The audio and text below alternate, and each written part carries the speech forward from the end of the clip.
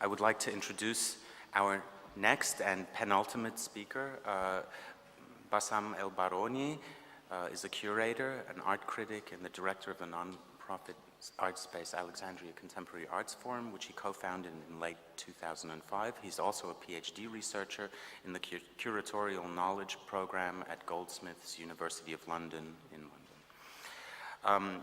El Baroni is also co-curating Norway's Lofoten International Art Festival, Lofoten Islands 2013, and recently curated the group exhibition When It Stops Dripping from the Ceiling, an exhibition that thinks about edification, Cadist Art Foundation, Paris 2012. And as I understand today, you'll be talking a little bit, that's why I mentioned this exhibition, you'll be talking a little bit about this context of edification, providing a slightly different view and maybe more pessimistic view than we heard from Rasha about the Arab Springs. And we're very much looking forward to hearing your talk. Thank you.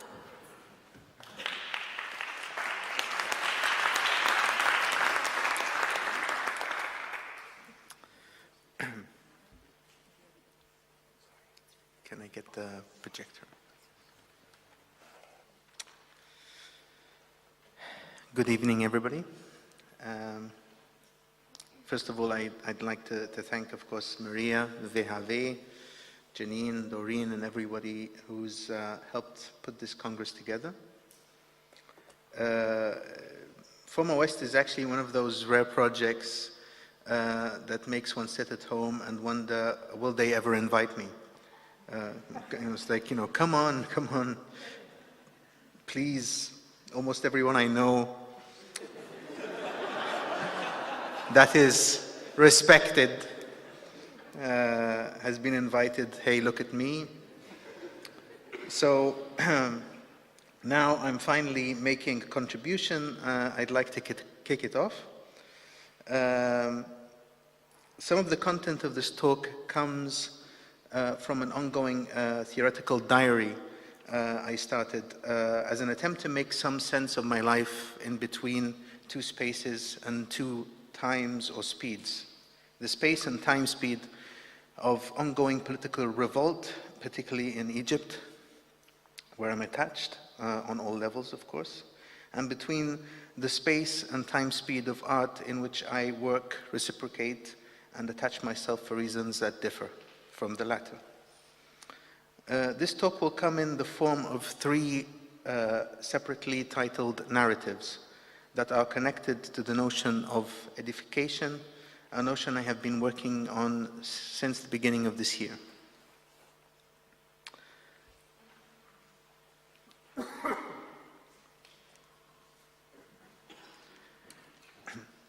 Narrative 1, edification then and now.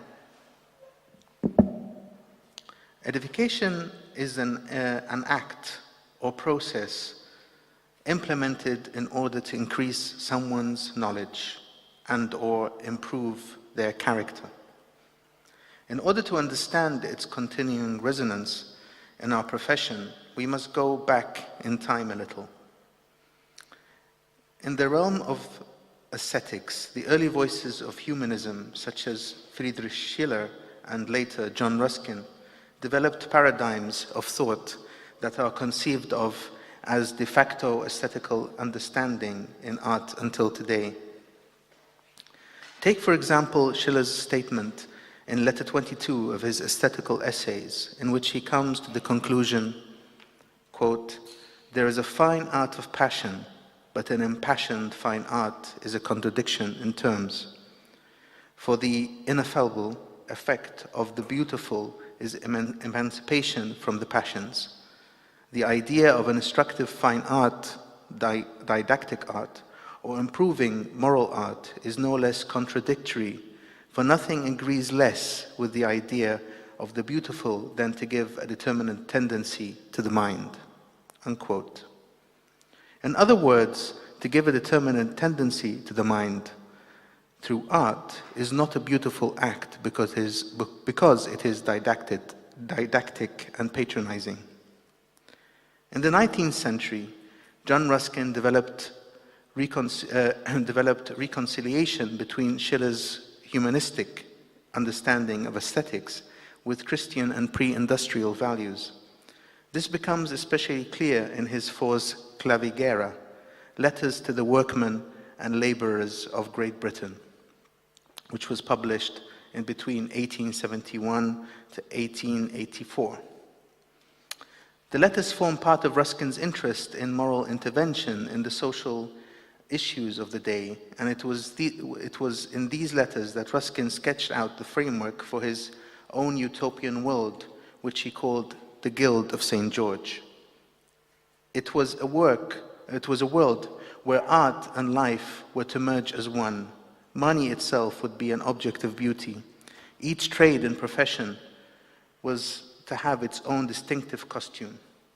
Work would be carried out by hand, without machines, with their accompanying pollution.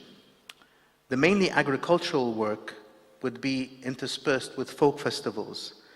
In these letters, Ruskin drew a mental picture of the Guild as a means of transforming the declining state of Britain into his utopian fantasy.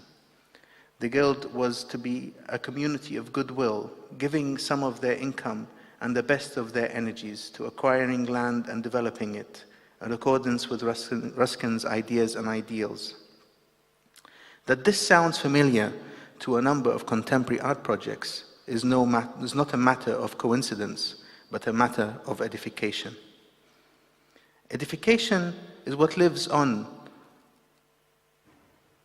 in us as potent and active residues from our ancestors' attempts to resolve the conflict between the individual's autonomy as a self with a will and his, her, or her existence within and contribution to a larger community. We cannot think of art today without these residues having a strong effect on how we construct meaning between ourselves as autonomous subjects and our context as a collective space of belonging. Edification throughout history has been about individual thinkers creating equations for resolving the conflict between the individual's autonomy and the community's fraternity. These equations are eventually diluted, simplified, or reconfigured to become the intellectual basis of states, the cultural codes of social political systems, or the administrative mechanisms of regimes. We should not consider this to be a misfortune, for within the longue durée of history, past ideas of edification exist as layer upon layer of half-dead skin in a rejuvenating body that is trying to adapt itself to the experience of a current moment.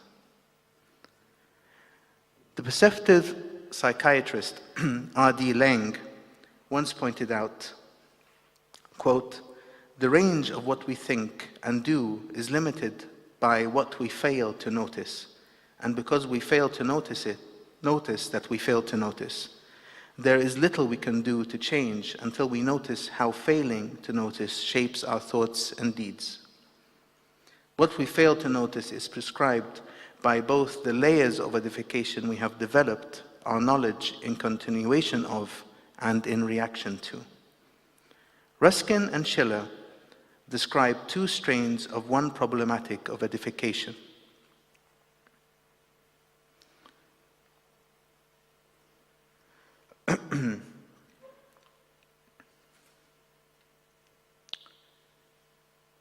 How much autonomy and freedom should the individual be able to have when thinking and producing for a community, they ask. Ruskin balances autonomy by turning himself into a kind of unofficial statesman, proactively proposing a community structure where the proletariat and the bourgeoisie can edify themselves in the auspices of his social imagination. In his book, The Stones of Venice, he writes, quote, "All great art is the work of the whole living creature, body and soul, and chiefly of the soul. But it is not only the work of the whole creature, it likewise addresses the whole creature, that in which the perfect being speaks must also have the perfect being to listen. I am not to spend my utmost spirit and give all my strength and life to my work, while you, spectator or hearer, will give me only the attention of half of your soul. You must be all mine, as I am all yours. It is the only condition on which we can meet each other. Edification for Ruskin, then, is linked to the idea of establishing a state of wholeness between the author individual and the society she or he functions in. For Schiller, a state of wholeness is also a goal, but through different means and with different stresses. In the same letter previously mentioned, Schiller proclaims that, quote, only the aesthetic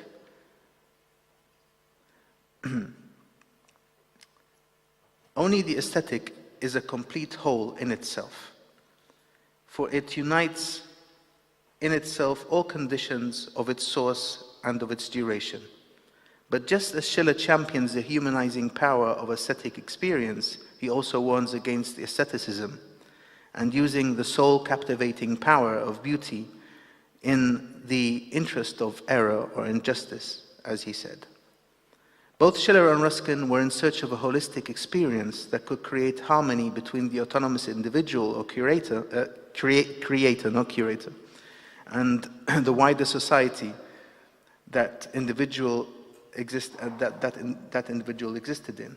Two different senses of edification for one humanistic end, that today one can still identify and distinguish between those who are indirect descendants of Schiller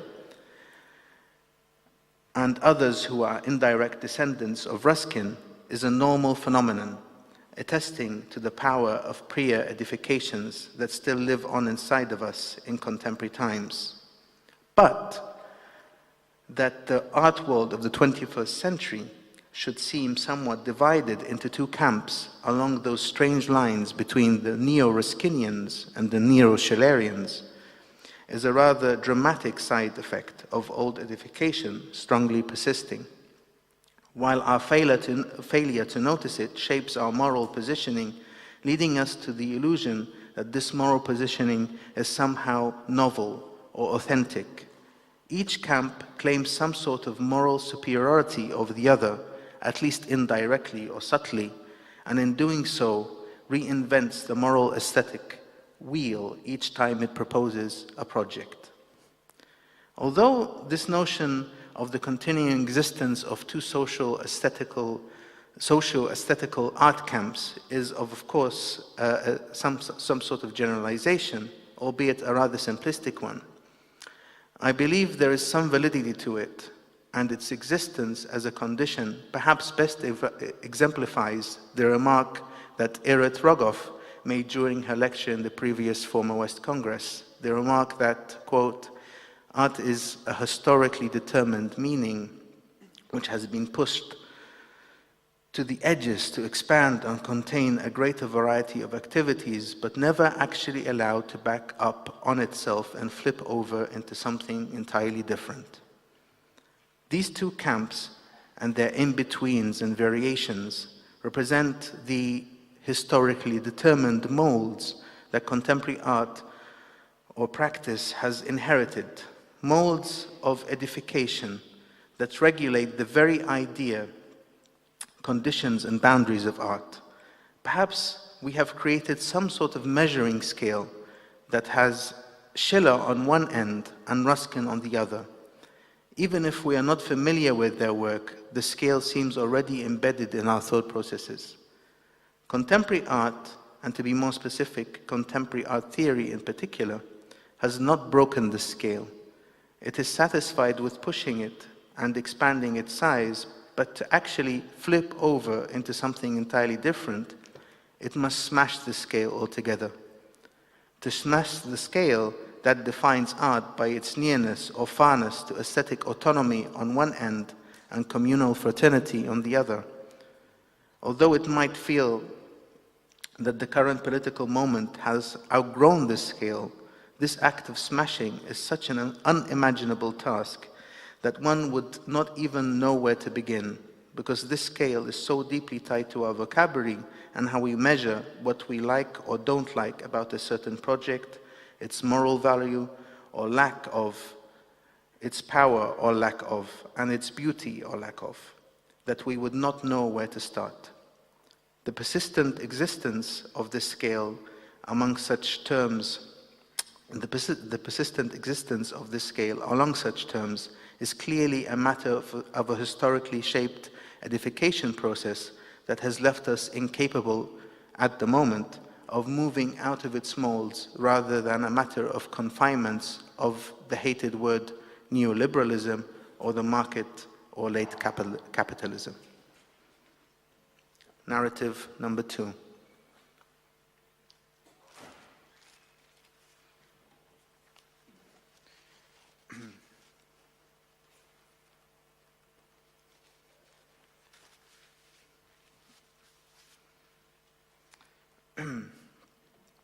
It's the narrative number 2, its title is "The Center of Meaning is Empty." It's the early days, the first few days after Mubarak's removal as head of state. I'm in a taxi, sitting next to the driver, taking me to where I work. I haven't been there in over 2 weeks. He is driving down the Corniche, as it is called here, the long highway-ish road running parallel to the Mediterranean. I am looking at my city out of the car window.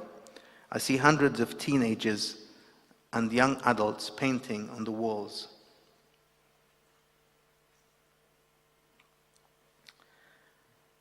What they are painting worries me a great deal. I take it as a sign for some misfortunes to come. One wall painting shows military officers holding the Egyptian flag out of a tank cockpit. The line, "The people of Egypt are victorious," is written at the top. The Egyptian flags, red, white, and black, are painted everywhere.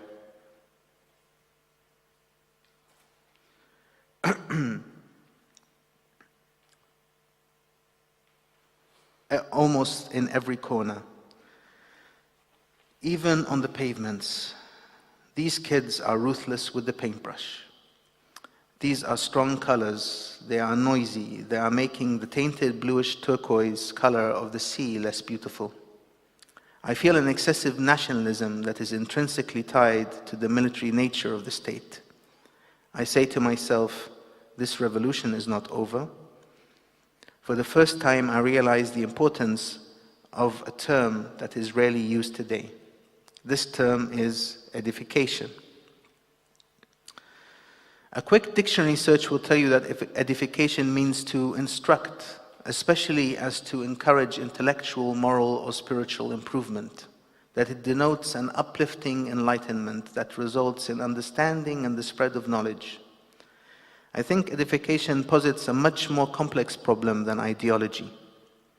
How intellectual debate is structured today is basically polarized between two thought patterns that seem to predetermine how we think. So say if I were just, for example, Slavoj Žižek, I would always move towards the pole of ideology as being the main reason for our perplexed state of being. At the other pole, if I were a thinker, and this is very generally speaking, whom is thought of as presenting an other, and outside of what has been constructed as the continental tradition. Say, for example, someone like Tariq Ramadan, who is gradually becoming popular within contemporary art contexts. I would always move towards the pole of culture as being the main system that sorts out power relations and politics, etc. Of course, there have been many attempts recently to find systems of thought that escape and construct other possibilities, or polarizations, if you like. Most notably, what has been termed as speculative realism or speculative materialism, object-oriented philosophy. Now, for me, the concept of a persisting edification that humanity cannot rid itself of, that we as humans have built the continuation of our existence in most societies on the idea of making life better, making better humans and better things is both the cause for much fear and the cause for much hope. The recently concluded 7th Berlin Biennial, for example, asks us to forget fear. But what I think is implicated in such a title is something like the statement, if you want to make the world better, life better, then you must forget your feelings of fear. But I think to do that, we must have hope in the notion of betterment in the first place. And here I must stress, betterment is different from progress because it transcends all ideologies and historic periods and even religions. It seems to be the motive behind the development of life systems. What would religions do? What would politics do? What would education do if they did not seek to make better or more efficient humans? Progress, on the other hand, is much more specific. One can define it as a post-enlightenment betterment.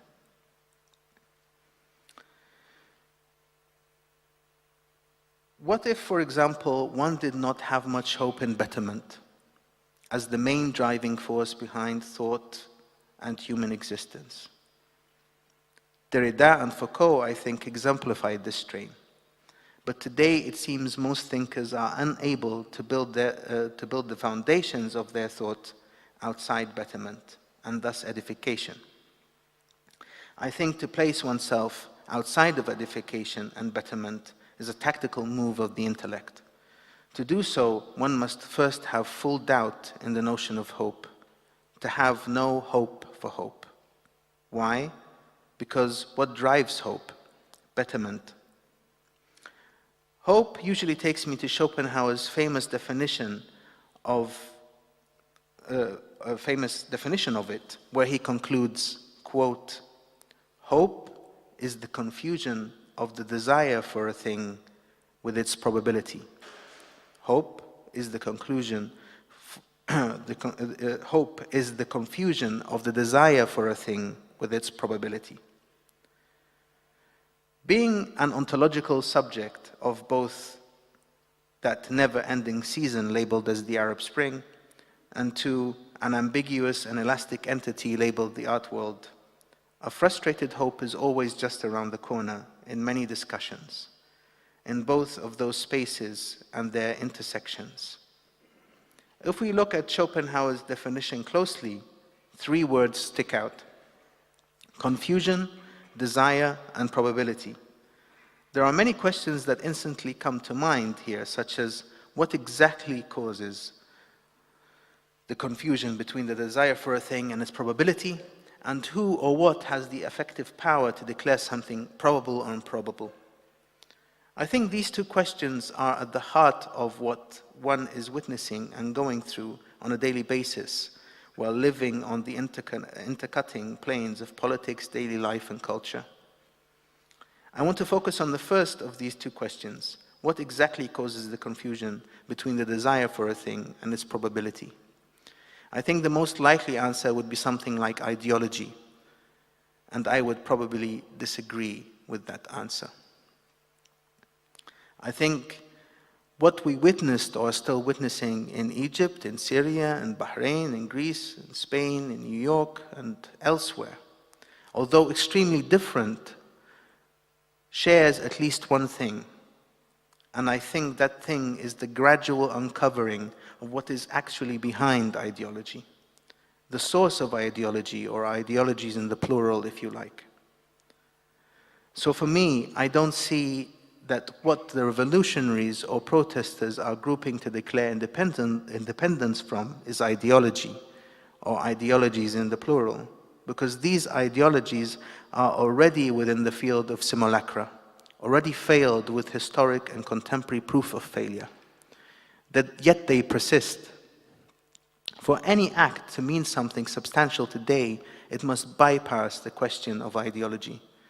I think what is slowly being reified and made concrete is that behind ideology lies something that is much more complex, and I would say archaic, something that at first sight appears to be unexplainable.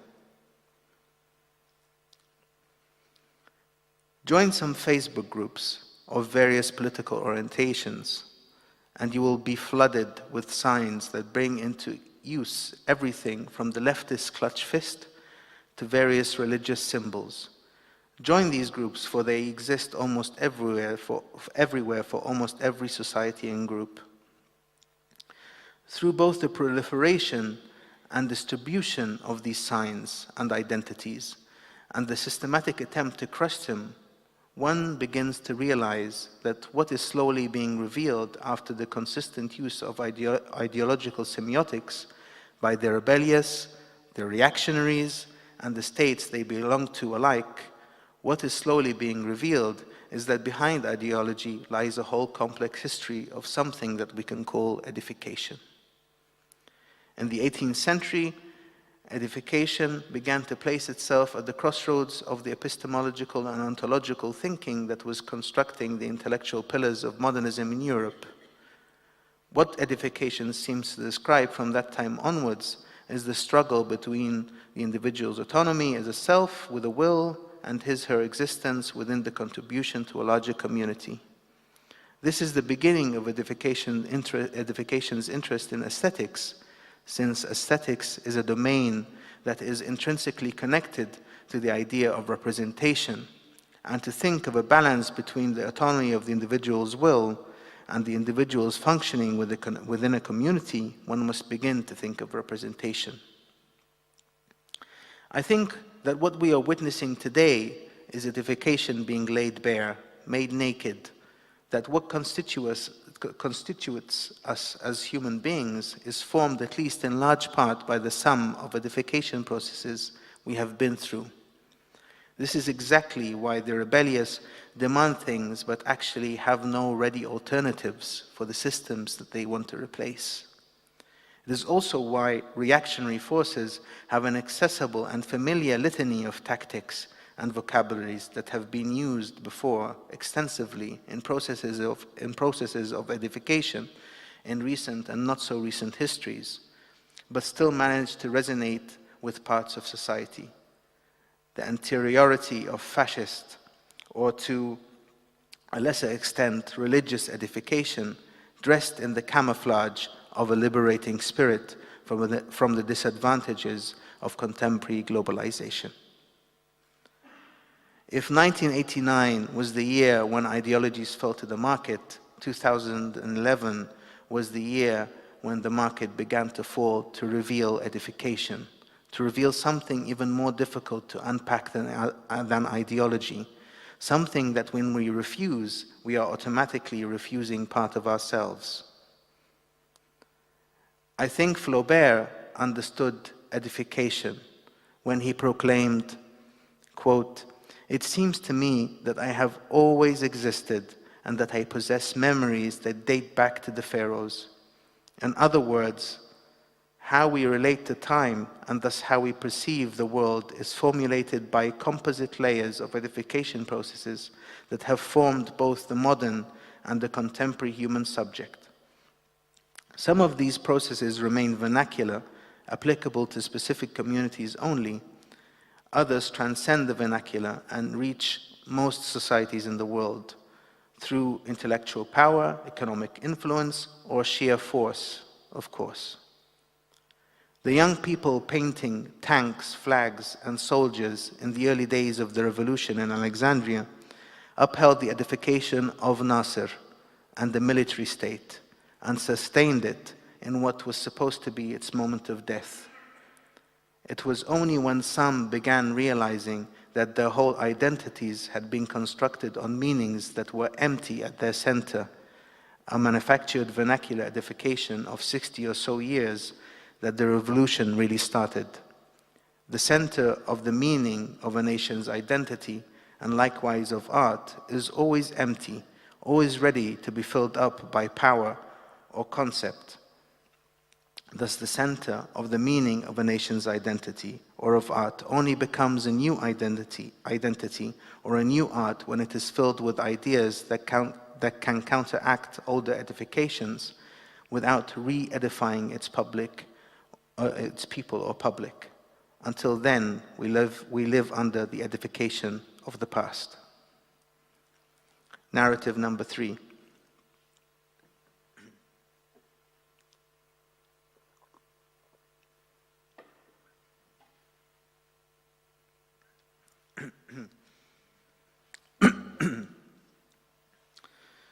The title of narrative number 3 is Death, the Hero, the Martyr, and Art. Allow me to start this narrative by quoting a few paragraphs with some light abridging from Michel de Certeau's The Practice of Everyday Life. The staff of a hospital withdraws from the dying man. This distancing is accompanied by orders in a vocabulary that treats the patients as though he were already dead. He needs to rest. Let him sleep. It is necessary that the dying man remain calm and rest.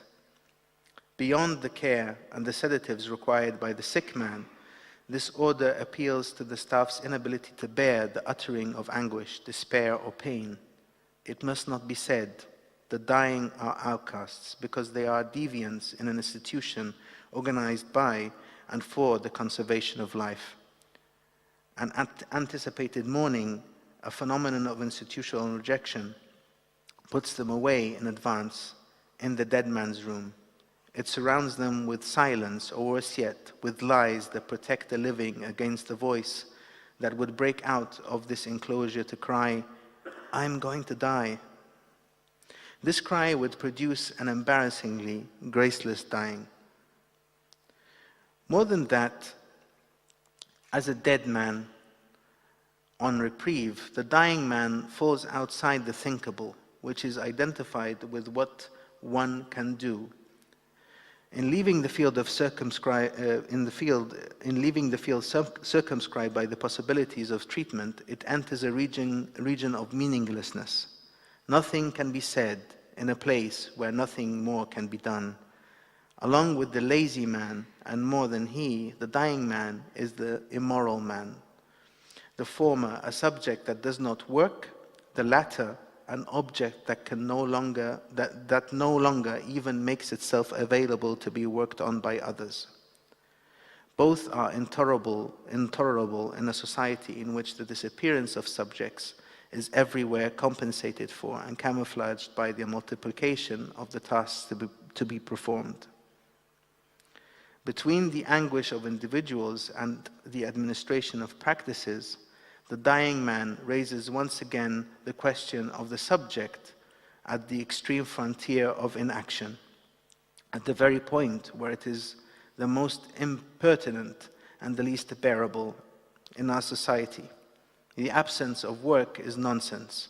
It is necessary to eliminate it in order for the discourse that tirelessly articulates tasks and constructs the Occidental story of "there's always something to do," to continue. The dying man is the lapse of this discourse.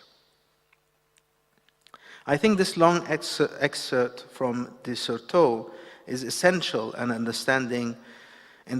the understanding of some aspects of current social-political struggles. Not just because there is a lot of death in the air, but because I think this concept of the dying man, as portrayed by de Certeau, is exactly the point at which another figure emerges, the hero. This is the point where the hero is born. Heroes are important, not of course in the sense of the Bonnie Tyler song, "I Need a Hero," but in the sense that the concept of the hero is a crucial building block for both the maintenance and the reconstruction of societal ideas and identities. In popular culture and film, the hero can be defined as he who holds the strength to not only survive entering the region of meaninglessness that de Certeau mentioned, but to actually make meaning and reason of it. Take, for example, the film I Am Legend, a 2007 film featuring Will Smith, where he stars as Dr. Robert Neville, a scientist who was unable to stop the spread of the terrible virus that was incurable and man-made. Immune, Neville is now the last human survivor in what is left of New York City.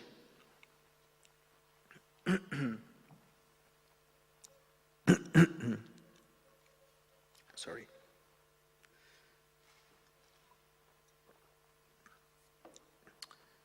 Immune, Neville is now the last human survivor in what is left of New York City, and perhaps the world. For 3 years, Neville has faithfully sent out daily radio messages, desperate to find any other survivors who might be out there. But he is not alone. Mutant victims of the plague, the infected, lurk in the shadows, watching Neville's every move. Neville is perhaps mankind's last and best hope. He is driven by only one remaining mission: to find a way to reverse the effects of the virus using his own immune blood. If you've seen the film, then you'll be familiar with its ending. It ends with Dr. Neville's, Will Smith's, death, but before he dies, he manages to develop a serum, a cure for the virus, and give it to 2 people whom he has come across and whom were also lonely survivors. The 2 went on to successfully find a very small colony of survivors in a seemingly rural area far away from New York, and so life goes on, and through the death of Dr. Robert Neville. For me, the image in the film that struck me as most haunting was not that of a spooky zombie-like virus-infected human who progresses out of the dark and so on, but rather the recurring image of Will Smith and his dog roaming the vacant and lifeless streets of New York with humanity long gone and nowhere to be seen. This recurrent image in the film, for me, signals the epitome and climax of meaninglessness. It signals the point where there is no reason to carry on living, where the logical thing to do would have been to commit suicide. Even if you resisted, you would have probably come to that point in the end where it just becomes impossible to go on. But no, not only does Neville Smith resist, he actually goes on to give life. And this is the making of the hero in its most extreme scenario. It is indeed noticeable that the hero is gaining more importance in the space of the everyday and politics, and as a consequence, in the space of culture and art. The figure of the hero comes into the context through a slightly different character, the 3rd character in this narrative, that of the martyr.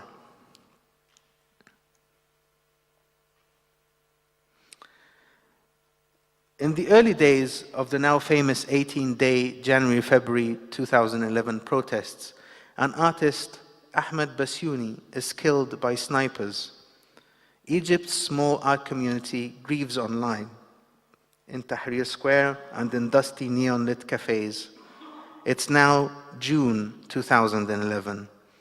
The artist's work is representing Egypt at the Venice Biennial, and the video documentation of a performance piece by the artist has been re-edited to include footage of the artist in revolution on the night he was shot dead. Some critics affiliated with the state-run cultural circle attack the pavilion, attack verbally. It is probably the first time that a young artist from without the ranks of the fine arts sector, the visual arts division within the Egyptian Ministry of Culture, has been awarded such a prestigious solo presentation. Whispered questions circulate. Why did the Ministry of Culture accept this proposal? Could it have something to do with the improvement of its image, and thus the image of the state? In the end, most agree that it was a positive thing to have the martyr artist, as he is often referred to, represent Egypt at the biennial. Fast forward, we are now in November 2011. The martyr count is rapidly increasing, and the state seems to be an even worse version of what it was before the removal of Mubarak.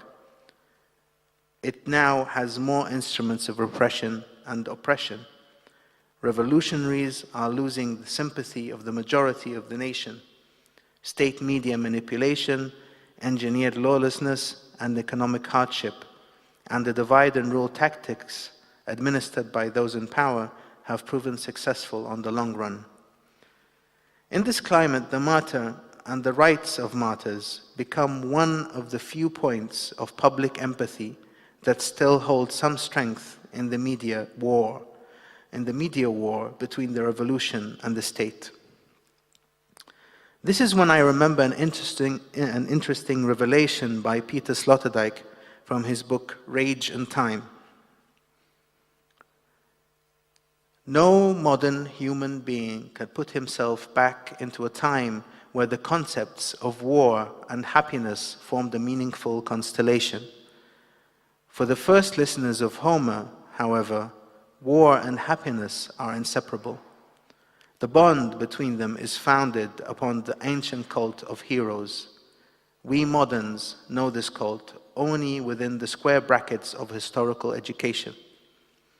For the ancients, this heroism was no subtle attitude, but the most vital of all possible responses to the facts of life. A world without heroes would have been worth nothing in their view. Such a world would have meant a state in which human beings would have been exposed to the monarchy of nature without any resistance. I realized that the closest thing there is to an ancient hero in our time is the martyr. The very act of martyrdom, the suffering of death on account of adherence to a cause, especially if this cause is of a non-religious nature, is the only act of strong heroism available in an era where war and happiness cannot form a meaningful constellation. Martyrdom instantly renders criticism as skepticism by being ethically determinate, something criticism cannot afford. Perhaps the martyr is the figure who comes closest to embodying Hannah Arendt's definition of human action as, quote, an ever-present reminder that men, though they must die, are not born in order to die, but in order to begin. This quote could easily be considered as a sentimental cliché, but would that make it any less accurate in pinpointing what kind of currency a willful extermination of one's own life for a just social-political cause can bring into the political arena as a possibility? Martyrdom and its representation in the media within a revolutionary context can be seen as a response to the dehumanizing effects of late capitalism and the vernacular list of partial and total tyrannies that it has helped give rise to. For how else has Bouazizi's self-emulation been portrayed? A desperate call to humanity through the burning of the only instrument he had of value, his body. However, it can also be argued that martyrdom is the ultimate act of dehumanization itself. By publicly annihilating oneself for a cause, the cause becomes greater than the self and makes the martyr's relationship to a wider anthropology of humanity that of a clog of sorts. Martyrdom's relationship to art has a long history, from portrayals of the crucifixion to the endurance performance art of the 60s and 70s, and the more subtle disappearance of Bastian Adder. The difference is that art is always seen as a compensatory cultural response, while martyrdom pays a very real price in the public imaginary. This is why art in a state of revolution suffers and is downgraded even more than it usually is, and is even sometimes attacked by those who practice it, because it cannot compete with martyrdom. If we can all agree that art does not have to compete with martyrdom, then art would be fine. Thank you very much.